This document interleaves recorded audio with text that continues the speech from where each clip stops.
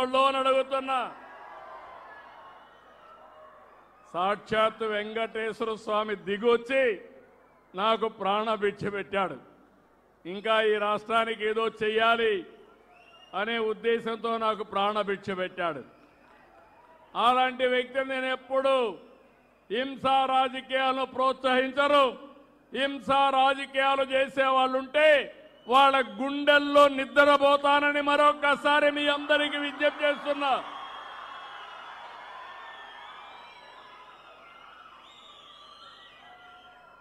రెండు 2019లో మళ్లీ గుర్తు చేస్తున్నా.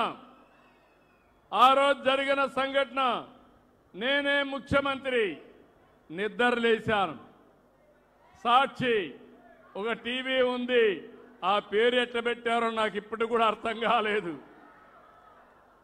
చేసే పనులన్నీ ఏదో పనులు, పేరు మాత్రం సాక్షి.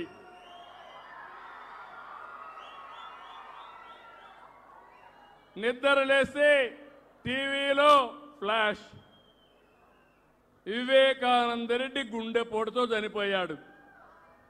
ఏమనిపిస్తుంది తమ్ముళ్ళో మీకు? పాపం అనిపిస్తుందా లేదా? నేను కూడా అనుకున్నాను, పాపం అనుకున్నాను. ఇంకొక అర్ధగంట అయిపోయింది. అక్కడ ఎవరున్నారు కనుక్కుంటే మా సిఐ అక్కడే ఉన్నాడు.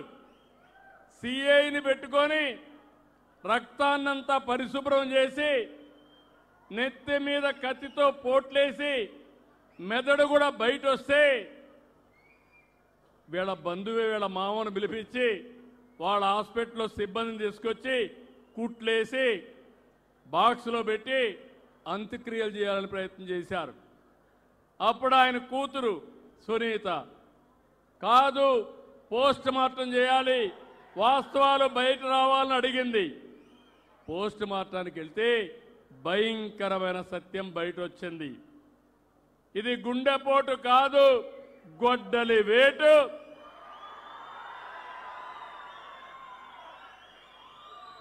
మెదడు కూడా బయటకు వచ్చిందని రిపోర్ట్లో చెప్పే పరిస్థితికి వచ్చారు.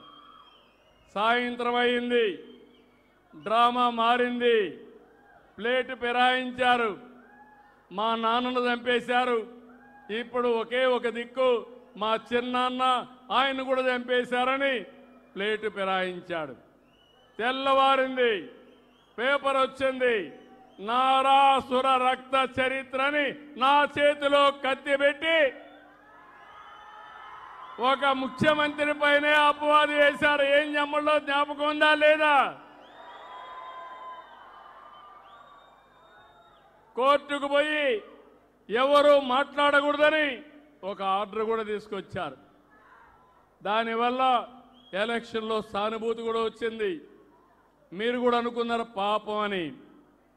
నేను మోసపోయా, మీరు పాపం అనుకున్నారు, కానీ కొంపలు గూలాయి. అవునా కాదా అని అడుగుతున్నా. మళ్ళీ మళ్ళీ మోసం చేస్తే నేను మోసపోవాలనా అని మిమ్మల్ని అడుగుతున్నా. మొన్న చిత్తూరు జిల్లాకు వచ్చారు. మామిడి రైతులు ఇబ్బందులున్నాయి. పక్కన కర్ణాటక ఉంది, తమిళనాడు ఉంది. వాళ్ళు ఏమాత్రం పట్టించుకోలేదు. నేను ఒకటే ఆలోచించాను, నా రైతు ఇబ్బందుల్లో ఉంటే ఎక్కడున్నా సరే నా రైతును ఆదుకోవాలని టన్నుకు 12,000 రూపాయలు